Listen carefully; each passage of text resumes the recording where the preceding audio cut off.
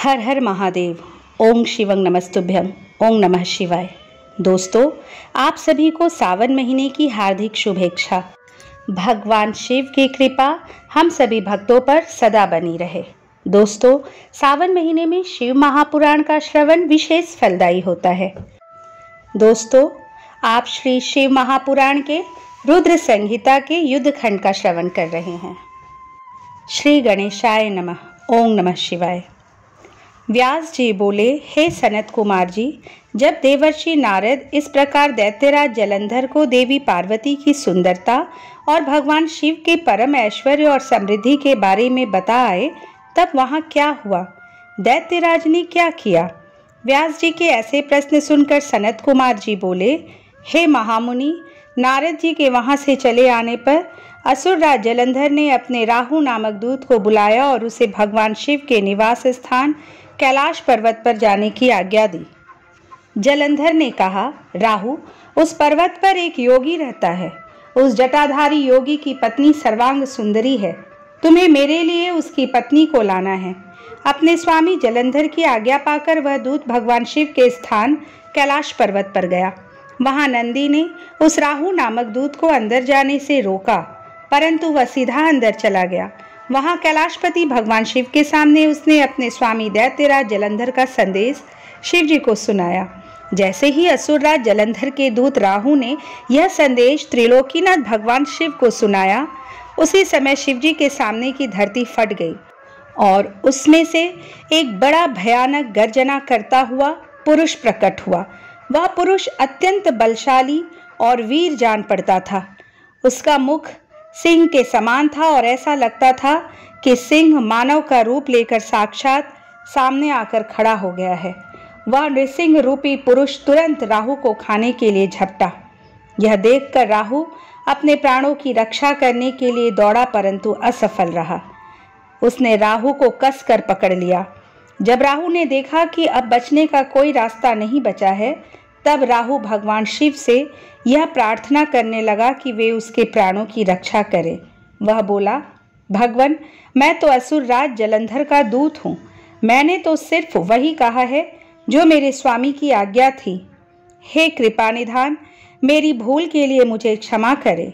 राहु के वचन सुनकर करुणा निधान भगवान शिव ने नृसिंह रूपी पुरुष को आज्ञा दी कि वह राहु को छोड़ दे। अपने प्रभु की आज्ञा पाकर उसने राहु को छोड़ दिया। जब उसने राहु को छोड़ दिया, तब वह शिव जी से बोला कि भगवान, आपकी आज्ञा मानकर मैंने इस दुष्ट को छोड़ दिया है, परंतु हे प्रभु, मैं बहुत भूखा हूँ। अब मैं क्या करूँ? क्या खाकर अपनी भूख शांत करूँ? तब भगवान शिव ने उससे कहा कि अपने हाथ पैरों के मांस को खाकर अपनी भूख शांत करो। शिव जी की आज्ञा को शिरोधार्य कर उसने अपने हाथों और पैरों का मांस खा लिया। अब सिर्फ उसका सिर ही बचा था। यह देखकर भगवान शिव उस पर प्रसन्न हो गए और बोले, तुमने मेरी आज्ञा का पालन करके मुझे प्रसन्न किया है। तुम वाकई मेरे प्रिय हो। आज से तुम मेरे भक्तों द्वारा भी पूजे होगे। जो भी मनुष्य मेरी पूजा करेगा, वह तुम्हारी भी आराधना अवश्य करेगा। जो तुम्हारी पूजा नहीं करेगा, उस भक्त पर मेरी कृपा दृष्टि नहीं होगी। उस दिन से वह कैलाश पर्वत पर भगवान शिव का प्रिय गण बनकर रहने लगा और संसार में स्वकीर्ति मुख के नाम से प्रसिद्ध हुआ। व्यास जी बोले, हे सनत कुमार जी, असुरराज जलंधर के राहु नामक दूत का क्या हुआ? जब भगवान शिव ने राहु को अभय दान दिया, फिर राहु कैलाश पर्वत से कहाँ गया और उसने क्या किया? इस विषय में मुझे बताइए। महर्षि व्यास के इन वचनों को सुनकर सनत कुमार जी बोले, हे महर्षि, जब राहु नामक दूत को शिवजी ने उस पुरुष के हाथों से मुक्त करा दिया, तब वह राहु वहां से तुरंत भागकर अपने स्वामी दैत्यराज जलंधर के पास गया और वहां उसने अपने स्वामी को सभी बातें बता दी जो वहां हुई थी। उन सारी बातों को जानकर असुरराज जलंधर का क्रोध 7वें आसमान पर चढ़ गया। जलंधर ने अपने सेनापति और अन्य अधिकारियों को बुलाकर अपनी दैत्य सेना को युद्ध के लिए तैयार होने की आज्ञा प्रदान की। अपने स्वामी की आज्ञा पाकर काल ने भी शुंभ निशुंभ आदि महावीर पराक्रमी दैत्य युद्ध के लिए तैयारी करने लगे। जलंधर की विशाल चतुरंगिणी दैत्य सेना भगवान शिव से युद्ध करने के लिए निकल पड़ी। उस सेना के साथ ही दैत्य गुरु शुक्राचार्य और राहु भी थे। इधर जब देवताओं को ज्ञात हुआ कि जलंधर अपनी सेना को साथ लेकर भगवान शिव से युद्ध करने के लिए निकल पड़ा है, तो देवराज इंद्र शिवजी को अवगत कराने के लिए कैलाश पर्वत पर गए और वहां उन्होंने त्रिलोकीनाथ भगवान शिव को सारी बातें बता दी।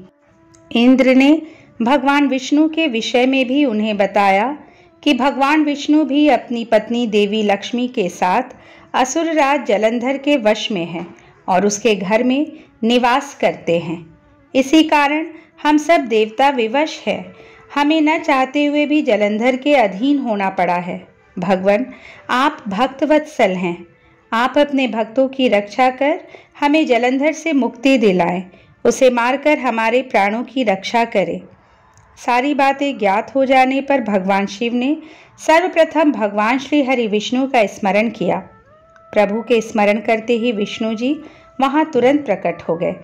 उन्हें देखकर शिवजी ने उनसे पूछा, हे विष्णु, तुम्हें मैंने दैत्येंद्र जलंधर का वध करने के लिए भेजा था, फिर तुमने उसका वध क्यों नहीं किया? आप उसके घर में क्यों निवास कर रहे हैं? अपने आराध्य भगवान शिव के ये वचन सुनकर भगवान श्री हरि विष्णु ने अपने दोनों हाथ जोड़ लिए और विनम्रता पूर्वक बोले, हे करुणानिधान भगवान शिव, मैं जानता हूँ कि आपने मुझे दैत्यराज जलंधर का संहार करने की आज्ञा दी थी, परंतु मैं उसे नहीं मार सका, इसलिए आपसे क्षमा याचना चाहता हूँ। मेरी गलती क्षमा करें। परंतु प्रभु, मैंने जलंधर का वध इसलिए नहीं किया क्योंकि जलंधर मेरी प्राणवल्लभा देवी लक्ष्मी का भ्राता है और उसमें आपका अंश भी है। इसलिए उस दैत्य की वीरता से प्रसन्न होकर मैं उसके घर में निवास करता हूँ। भगवान विष्णु के वचनों को सुनकर त्रिलोकीनाथ भगवान शिव हंसने लगे। फिर बोले, देवताओं, तुम सभी सोच और चिंताओं को त्याग दो। तुम्हारी रक्षा के लिए मैं अवश्य ही जलंधर का संहार करूंगा। यह सुनकर सभी देवता निश्चिंत हो गए। इसी समय जलंधर अपनी विशाल सेना साथ लेकर कैलाश पर्वत के निकट पहुंच गया। उसने कैलाश पर्वत को चारों ओर से घेर लिया। उस समय बड़ा कोलाहल होने लगा। वह शोर सुनकर भगवान शिव को क्रोध आ गया। तब उन्होंने अपने गणों को आज्ञा दी कि वे जाकर राक्षसों से युद्ध करें। अपने आराध्य भगवान शिव की आज्ञा पाकर उनके गण युद्ध करने चले गए। शिव गणों और जलंधर की दैत्य सेना में बड़ा भीषण युद्ध होने लगा। शिवगण बड़ी वीरता से दैत्यों से भिड़ गए। उन्होंने कई दैत्यों को पल भर में ही मौत के घाट उतार दिया और सैकड़ों को घायल कर दिया। परंतु दैत्य गुरु शुक्राचार्य अपनी मृत संजीवनी विद्या से सभी मृत दानवों को पुनः जीवन दान दे रहे थे और वे उठकर पुनः युद्ध करने लगते थे। जब दैत्य सेना किसी भी प्रकार कम होने का नाम ही नहीं ले रही थी, तब शिवगण व्याकुल होने लगे। तब शिवगणों ने भगवान शिव के पास जाकर उन्हें इसकी सूचना दी। जब शिव जी को यह बात ज्ञात हुई कि यह सब शुक्राचार्य कर रहे हैं, तो वे क्रोधित हो उठे। उस समय भगवान शिव के मुख से एक भयंकर ज्वाला कृत्या के रूप में प्रकट हुई। उसका रूप अत्यंत रौद्र और भयानक था। वह वहां से सीधे युद्ध भूमि में गई और दैत्यों को पकड़ पकड़ कर खाने लगी। इसी प्रकार भ्रमण करते हुए कृत्या शुक्राचार्य के निकट पहुंची और उन्हें वहां से गायब कर दिया। जब अपने परम सहायक गुरु शुक्राचार्य उन्हें वहां न दिखाई दिए तथा हजारों वीर मारे गए या घायल हो गए, तब दैत्य सेना का मनोबल टूटने लगा। दैत्य सेना युद्ध भूमि छोड़कर भागने लगी। जलंधर के काल ने भी शुंभ निशुंभ आदि वीर दैत्य फिर भी पूरी ताकत से युद्ध करते रहे। इधर भगवान शिव की सेना का प्रतिनिधित्व करने वाले स्वामी कार्तिकेय और गणेश जी भी पूरे मनोयोग से दैत्य सेना को पछाड़ने के लिए युद्ध कर रहे थे। सनत कुमार जी बोले, हे महर्षि, भगवान शिव के गण व उनके दोनों पुत्र गणेश और कार्तिकेय बहुत बलवान वीर और साहसी थे। उन्होंने अपने पराक्रम से दैत्येंद्र जलंधर के परम वीरों कालनेमी शुंभ और निशुंभ को पराजित कर दिया। असुर सेना डरकर इधर उधर छिप गई। सब दैत्य अपने प्राणों की रक्षा हेतु भागने लगे। यह देखकर असुरराज जलंधर अपने रथ पर बैठकर युद्ध भूमि में आगे की ओर बढ़ने लगा और बड़ी भयानक गर्जना करने लगा। उसकी ललकार सुनकर त्रिलोकीनाथ भगवान शिव के गण भी बढ़ चढ़कर युद्ध करने लगे। असुर सेना और देवताओं की सेनाओं के रथों, हाथी, घोड़े, शंख तथा भेरी से युद्ध भूमि गुंजायमान हो रही थी। दैत्यराज जलंधर ने तब ऐसा एक बाण छोड़ा जिससे चारों ओर कोहरा फैल गया।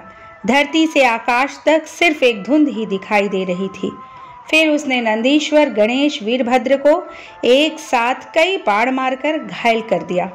यह देखकर स्वामी कार्तिकेय को बहुत क्रोध आ गया और उन्होंने असुरराज जलंधर पर अपनी शक्ति चला दी।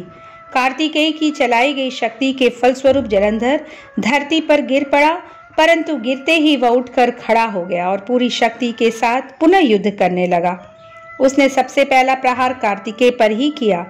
जलंधर ने अपनी गदा उठा ली और पूरे बल के साथ कार्तिकेय को मारी, जिससे कार्तिकेय अपनी चेतना खो बैठे और बेहोश होकर धरती पर गिर पड़े। यह दृश्य देखकर गणेश और नंदी भी चिंतित हो उठे। तब जलंधर ने उन पर भी गदा से प्रहार किया। गदा के प्रहार से वे दोनों भी मूर्छित होकर पृथ्वी पर गिर पड़े। तब वीरभद्र जलंधर से युद्ध करने के लिए आगे आए। जलंधर ने उन पर भी अपनी गदा से प्रहार किया, जिससे वीरभद्र का सिर फट गया और रक्त बहने लगा। यह देखकर सभी शिवगण व्याकुल हो गए और डरकर युद्ध भूमि को छोड़कर इधर उधर भागने लगे। सनत कुमार जी बोले, हे महर्षि, जब युद्ध भूमि में देव सेना का प्रतिनिधित्व करने वाले सभी वीर साहसी घायल होकर पृथ्वी पर गिर पड़े, तब यह देखकर सभी शिवगण भयभीत होकर शिव की शरण में चले गए। जब भगवान शिव को युद्ध स्थल का सब समाचार मिल गया, तब वे स्वयं दैत्यराज जलंधर को सबक सिखाने के लिए युद्ध स्थल की ओर चल पड़े। अपने आराध्य भगवान शिव को युद्ध का नेतृत्व करते देखकर सभी शिवगण जो पहले डरकर भाग गए थे, पुनः लौट आए। शिवगणों ने पहले जैसे जोश के साथ युद्ध करना प्रारंभ कर दिया। भगवान शिव के रौद्र रूप को देखकर भयानक दैत्य भी भयभीत होने लगे और युद्ध छोड़कर भागने लगे। यह देखकर असुरों के स्वामी जलंधर को क्रोध आ गया।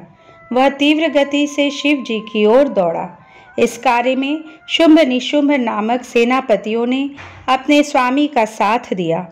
यह देखकर भगवान शिव ने प्रत्युत्तर देते हुए जलंधर के बाणों को काट दिया। वे अपने धनुष से बाणों की वर्षा करने लगे। उन्होंने कई दैत्यों को फरसे से काट दिया। बलाहक और धसमर जैसे भयानक राक्षसों को पल भर में मार गिराया। शिवजी का वाहन बैल भी अपने सींगों के प्रहारों से सबको घायल करने लगा। तब यह देखकर जलंधर अपने सैनिकों को समझाने लगा कि वे न डरे और युद्ध करते रहे, पर दैत्य सेना भगवान शिव से युद्ध करने को तैयार ही नहीं हो रही थी। क्रोधित जलंधर उन्हें ललकारने लगा। जलंधर ने अनेकों बाणों को एक साथ चलाकर उसमें भगवान शिव को बांधने का प्रयास किया, लेकिन वह सफल न हो सका। भगवान शिव ने उसके सभी बाणों को काट दिया और उसके रथ की ध्वजा को भी नीचे गिरा दिया। असुरराज जलंधर के सभी बाणों को काटने के पश्चात भगवान शिव ने एक बाण मारकर जलंधर को घायल कर दिया और उसके धनुष को काट दिया। यह देखकर जलंधर ने युद्ध करने के लिए गदा उठा ली। तब शिवजी ने अपने बाण से उसकी गदा के भी 2 टुकड़े कर दिए। यह सब देखकर दैत्येंद्र जलंधर यह जान गया कि त्रिलोकीनाथ भगवान शिव उससे अधिक बलवान हैं और उन्हें युद्ध में पराजित कर पाना उसके लिए मुश्किल है। तब जलंधर ने जीतने के लिए गंधर्व माया उत्पन्न की। वहां उस युद्ध स्थल पर हजारों की संख्या में गंधर्व और अप्सराओं के गण उत्पन्न हो गए और वहां नृत्य करने लगे। वहां मधुर संगीत बजने लगा। यह सब देखकर सभी देवसेना के सैनिक मोहित हो गए और युद्ध को भूलकर नृत्य और गाना बजाना देखने में मग्न हो गए। इधर देवादिदेव भगवान शिव भी गंधर्व माया से मोहित होकर नृत्य देखने लगे। जब दैत्यराज जलंधर ने देखा कि सभी देवताओं सहित देवादिदेव भगवान शिव भी उस गंधर्व माया के द्वारा मोहित होकर अप्सराओं के नृत्य को देख रहे हैं, तब वह वहां से चुपके से भाग खड़ा हुआ। असुरराज जलंधर त्रिलोकीनाथ भगवान शिव का रूप धारण कर बैल पर बैठकर देवी पार्वती के पास कैलाश पर्वत पर पहुंचा। वहां कैलाश पर देवी पार्वती अपनी सखियों के साथ व्यस्त थी। जब उन्होंने अपने पति भगवान शिव को आता देखा, तब उन्होंने अपनी सखियों को वहां से भेज दिया और स्वयं भगवान शिव के समीप आ गई। देवी पार्वती के अप्रतिम सौंदर्य को देखकर जलंधर का मन विचलित हो उठा और वह उन्हें अपलक निहारने लगा। जलंधर के इस प्रकार के व्यवहार को देख पार्वती को यह समझते हुए देर नहीं लगी कि वह कोई बहुरूपिया है, जो भगवान शिव का रूप धारण कर उन्हें ठगने आया है। यह विचार मन में आते ही देवी पार्वती वहां से अंतर्धान हो गई। तब वे एक अन्य स्थान पर पहुंची और उन्होंने भगवान श्री हरि विष्णु का स्मरण करके उन्हें वहां बुलाया। विष्णु जी ने वहां पहुंचकर देवी को नमस्कार किया और उनसे प्रश्न किया कि क्या आप जलंधर के इस कार्य को जानते हैं। देवी पार्वती के इस प्रश्न को सुनकर श्री विष्णु ने हाथ जोड़ लिए और बोले, हे माता, आपकी क्या आज्ञा है, मैं उस दुष्ट को किस प्रकार दंड दूं। तब देवी ने कहा कि आप जो उचित समझे वह करें। तब श्री विष्णु जलंधर को छलने के लिए उसके नगर की ओर चल दिए। व्यास जी बोले, सनत कुमार जी, जब माता पार्वती की आज्ञा पाकर भगवान विष्णु सागर पुत्र जलंधर की नगरी को चल गए, तब फिर आगे क्या हुआ, उन्होंने वहां जाकर क्या किया। व्यास जी का प्रश्न सुनकर सनत कुमार जी मुस्कुराए और बोले, हे महर्षि, दैत्यराज जलंधर की नगरी में पहुंचकर श्री हरि विष्णु सोच में पड़ गए कि वे क्या करें, परंतु अगले ही पल उन्हें समझ में आ गया कि जैसे को तैसा।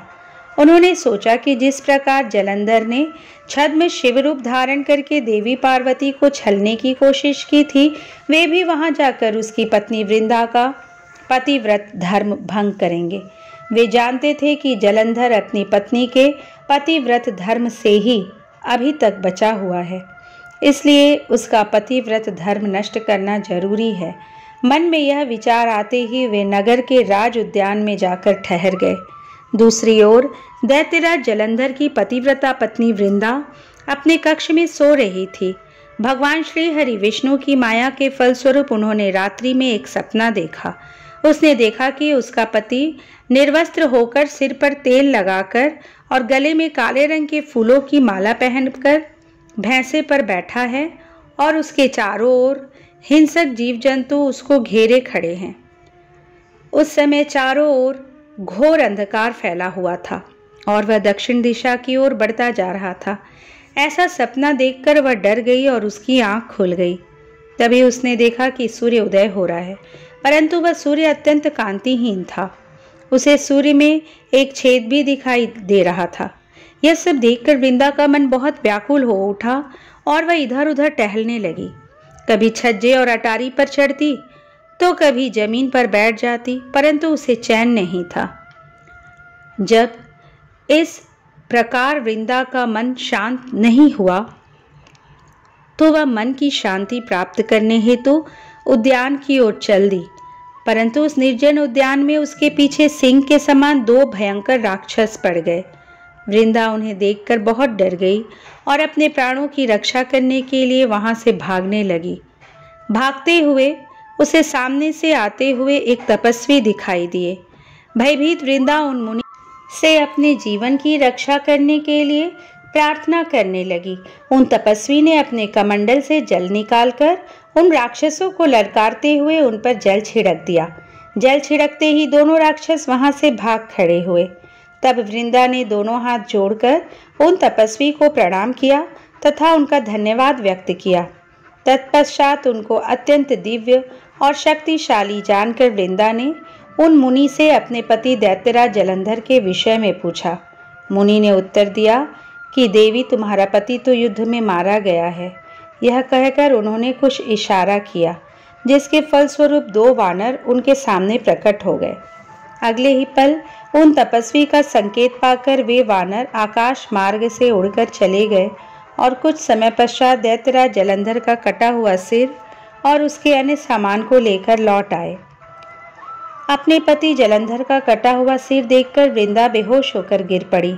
कुछ समय पश्चात होश में आने पर रोते हुए वृंदा उस मुनि से प्रार्थना करने लगी कि वे उसके पति को पुनः जीवित कर दे। यह कहकर वह बहुत जोर जोर से रोने लगी और बोली कि यदि आप मेरे पति को जीवन दान नहीं दे सकते तो मुझे भी मृत्यु दे दें। वृंदा के इस प्रकार के वचन सुनकर मुनि बोले, हे देवी, तुम्हारे पति का वध त्रिलोकीनाथ भगवान शिव के द्वारा हुआ है, अतः उसको जीवित करना देवादिदेव भगवान शिव का विरोध करना है, परंतु अपनी शरण में आए हुए मनुष्य की रक्षा करना मेरा भी धर्म है, इसलिए मैं तुम्हारे पति को पुनः जीवित अवश्य करूँगा। यह कहकर उन्होंने अपने कमंडल से जल निकाला और मंत्रोच्चारण करते हुए जलंधर पर छिड़का, जिसके फलस्वरूप वह जीवित हो गया। जलंधर को जीवन दान देकर वे तपस्वी वहां से अंतर्धान हो गए। वस्तुतः उस तपस्वी ने ही सूक्ष्म रूप से जलंधर की काया में प्रवेश कर लिया था। जलंधर तपस्वी का रूप धारण करने वाले वे मुनि और कोई नहीं, स्वयं श्री हरि विष्णु थे। अपने पति को अपने पास पाकर वृंदा बहुत खुश हुई और तुरंत अपने पति के गले लग गई। उसने उन सब बातों को भयानक स्वप्न समझकर भुला दिया। फिर बहुत समय तक उस छद्म वेशधारी जलंधर के साथ वन में ही रमण करती रही, परंतु मायावी की माया भला कब तक छिप सकती थी। एक दिन वृंदा को ज्ञात हो गया कि उसके साथ विहार करने वाला पुरुष और कोई नहीं, स्वयं श्री हरि विष्णु हैं, जो कि उसके पति का रूप धारण करके उसे छल रहे हैं। यह सारी सच्चाई जानकर देवी वृंदा बहुत दुखी हुई। तब वह श्री हरि विष्णु से बोली, तुमने एक पराई स्त्री का उसका पति बनकर उपभोग किया है, तुम्हें धिक्कार है। मैं किस प्रकार अपने पति का सामना कर सकती हूँ? अब मुझे जीवित रहने का कोई अधिकार नहीं है, पर तुम्हें तुम्हारी करनी की सजा अवश्य ही मिलेगी। तुमने मुझे अबला जानकर मेरा इस्तेमाल किया है। मैं तुम्हें श्राप देती हूँ कि जिन राक्षसों से तुमने मुझे डराकर मेरा विश्वास जीता था, वे ही राक्षस तुम्हारी पत्नी का भी हरण करेंगे और तुम उसके वियोग में हर ओर भटकोगे। तब यही वानर तुम्हारी सहायता करेंगे। मेरा अगला जन्म तुलसी के रूप में होगा और मेरी संजीवनी शक्ति ही मेरी पवित्रता का प्रमाण होगी। भगवान श्री हरि विष्णु को इस प्रकार शाप देकर असुर श्रेष्ठ जलंधर की पत्नी वृंदा ने अग्नि में प्रवेश कर लिया और उसमें अपने प्राणों की आहुति दे दी। उस अग्नि में से एक तेज प्रकट हुआ और वह जाकर देवी पार्वती में समा गया। व्यास जी बोले, हे तात, उधर जब असुरराज जलंधर द्वारा फैलाई गई गंधर्व माया से मोहित होकर सभी देवताओं सहित भगवान शिव भी युद्ध को भूलकर अप्सराओं का नृत्य गान देखने में व्यस्त हो गए, तब क्या हुआ? उधर जब जलंधर को पहचान कर देवी पार्वती कैलाश पर्वत से अंतर्धान हो गई, तब वहां क्या हुआ? भगवान शिव ने क्या किया? सनत कुमार जी बोले, हे महर्षि, जब जलंधर को अपने सामने भगवान शिव के रूप में देखकर देवी पार्वती ने यह जान लिया कि वह कोई बहुरूपिया है, तो वे तुरंत वहां से अंतर्धान हो गई। उनके अंतर्धान होते ही सारी माया वहां से गायब हो गई। माया के गायब होते ही सभी देवता अपने अपने होश में आ गए। उधर देवाधिदेव भगवान शिव की चेतना भी वापस लौट आई और जलंधर की माया को जानकर उन्हें अत्यधिक क्रोध आ गया। तब जलंधर भी देवी पार्वती के अचानक वहां से गायब हो जाने के कारण तुरंत ही युद्ध भूमि में लौट आया। तत्पश्चात भगवान शिव और असुरराज जलंधर में बड़ा भयानक युद्ध होने लगा, परंतु त्रिलोकीनाथ भगवान शिव की वीरता और बल के सामने वह तुच्छ असुर कहाँ टिक पाता। यह बात जल्द ही उसे समझ आ गई कि सर्वेश्वर शिव को जीत पाना आसान नहीं है, बल्कि असंभव है। तब असुरराज जलंधर ने भगवान शिव को जीतने के लिए माया का सहारा लिया। उसने तुरंत अपनी माया द्वारा पार्वती को प्रकट किया और उन्हें अपने रथ पर बांध लिया। जलंधर के दो सेनापति शुंभ और निशुंभ अपने हाथों में भयानक अस्त्र लेकर देवी पार्वती को मारने के लिए उन पर झपट रहे थे और देवी पार्वती रोते हुए अपनी सहायता के लिए अपने आराध्य भगवान शिव को पुकार रही थी। यह दृश्य देखकर भगवान शिव भी अत्यंत चिंतित हो गए। अपनी प्राण वल्लभा देवी पार्वती को इस प्रकार कष्ट में देखकर वे व्याकुल हो उठे। तब अपनी प्रिया पार्वती को दैत्येंद्र जलंधर से मुक्ति दिलाने के लिए उन्होंने बड़ा भयानक रूप धारण कर लिया। उनका वह रौद्र रूप देखकर राक्षसी सेना भयभीत होकर इधर उधर भागने लगी और छिपने का प्रयास करने लगी। उधर दैत्य सेना के प्रधान शुंभ और निशुंभ भी डर गए और युद्ध से बचने की कोशिश करने लगे। उनके भयभीत होते ही जलंधर की माया समाप्त हो गई। युद्ध भूमि में हाहाकार मच गया। सब इधर उधर दौड़ रहे थे। जब शुंभ निशुंभ भी अपने प्राणों की रक्षा करने के लिए भाग रहे थे, तब भगवान शिव ने उन्हें ललकारा, परंतु वे फिर भी युद्ध के लिए तत्पर न हुए। भगवान शिव बोले, तुम तो देवी पार्वती को मारने बढ़ रहे थे, अब क्यों डर कर भाग रहे हो? आओ और मेरे साथ युद्ध करके अपनी वीरता का परिचय दो। भगवान शिव के वचनों का उन पर कोई भी प्रभाव नहीं पड़ा और वे भागते रहे। तब क्रोधवश भगवान शिव ने शुंभ निशुंभ को शाप देते हुए कहा, हे दुष्ट असुरों, युद्ध में कभी भी पीठ दिखाने वाले पर वार नहीं करना चाहिए, इसलिए मैं तुम दोनों को छोड़ रहा हूँ। परंतु जिनको तुम मारने का प्रयत्न कर रहे थे, वे ही देवी पार्वती तुम दोनों का एक दिन वध करेंगी। भगवान शिव के इन वचनों को सुनकर क्रोध से भरा जलंधर उन पर झपटा। उसने भयानक बाण चलाकर पूरी पृथ्वी पर अंधकार कर दिया। इससे भगवान शिव का क्रोध अत्यधिक बढ़ गया और उन्होंने अपने चरणांगुष्ठ से बने हुए सुदर्शन चक्र को चला दिया। उस चक्र ने तुरंत जलंधर के सिर को उसके धड़ से अलग कर दिया। जब चक्र ने असुरराज जलंधर का सिर काटा तो बहुत भयानक ध्वनि हुई और महादानव जलंधर पल भर में ही ढेर हो गया। एक प्रचंड शब्द के साथ उसका सिर पृथ्वी पर गिर पड़ा और महान हाहाकार होने लगा। अंजन पर्वत के समान उसके शरीर के 2 खंड हो गए। उसके रुधिर से संग्राम भूमि व्याप्त हो गई। सारी पृथ्वी विवल हो गई। शिव आज्ञा से उसका रक्त और मांस महारौरव में जाकर रक्त का कुंड हो गया तथा उसके शरीर का तेज निकलकर शंकर जी के शरीर में वैसे ही प्रवेश कर गया जैसे वृंदा का तेज गौरी के शरीर में प्रविष्ट हुआ था। जलंधर को मरा देख देवता, गंधर्व और सर्प प्रसन्न हो गए।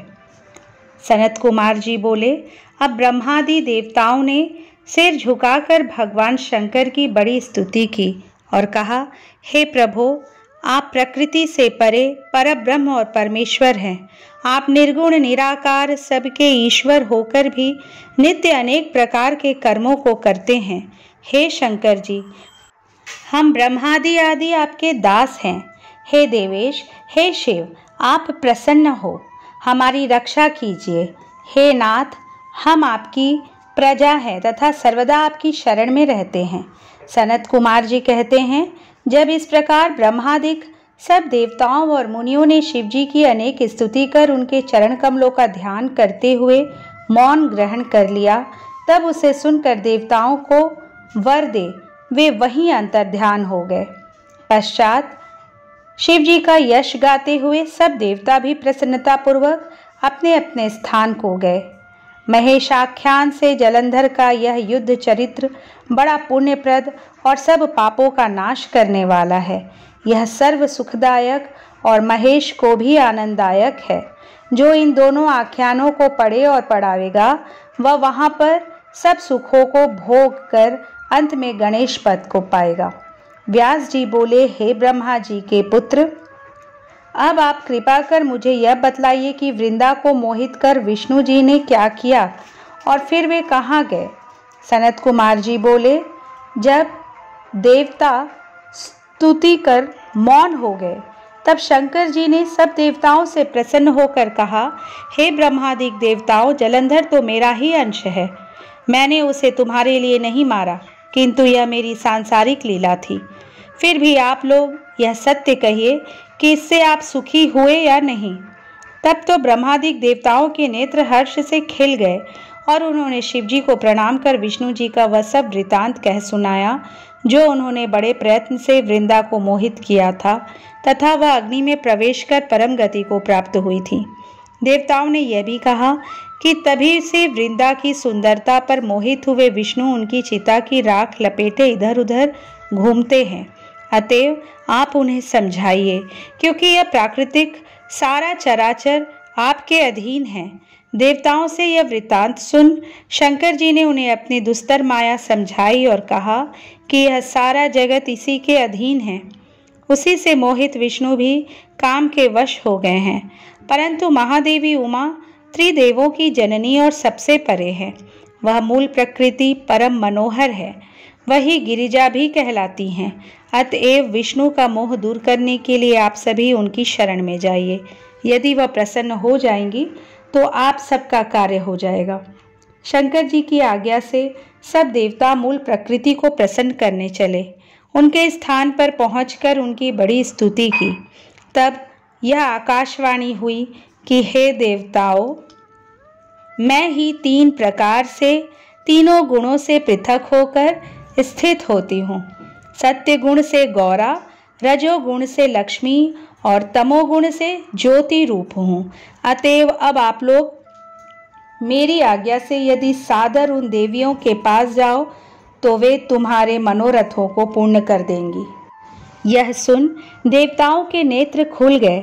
वे भगवती के वाक्यों का आदर करते हुए गौरी, लक्ष्मी और सरस्वती को प्रणाम करने लगे। सब देवताओं ने भक्तिपूर्वक उन सब देवियों की प्रार्थना की। उस स्तुति से तीनों देवियां प्रकट हो गई। सब देवताओं ने प्रसन्न हो भक्ति पूर्वक अपना निवेदन किया। देवियों ने कुछ बीज देकर कहा, इसे ले जाकर बो दो तो तुम्हारे सब कार्य सिद्ध हो जाएंगे। ब्रह्मादिक देवता उन बीजों को ले विष्णु जी के पास गए। उन्हें वृंदा की चिता भूमि में डाल दिया। उससे धात्री, मालती और तुलसी प्रकट हुई। विधात्री के बीज से धात्री, लक्ष्मी के बीज से मालती और गौरा के बीज से तुलसी प्रकट हुई। विष्णु जी ने ज्यों ही उन स्त्री रूप वाली वनस्पतियों को देखा कि वे उठ बैठे, कामासक्त चित्त से मोहित हो उनसे याचना करने लगे। धात्री और तुलसी ने उनसे प्रीति की। विष्णु जी सारा दुख भूल देवताओं से नमस्कृत हो अपने लोक वैकुंठ में चले गए। अब वे पूर्ववत सुखी हो शंकर जी का स्मरण करने लगे। यह आख्यान शिव जी की भक्ति देने वाला तथा लोक परलोक में सद्गति प्रदान करने वाला है।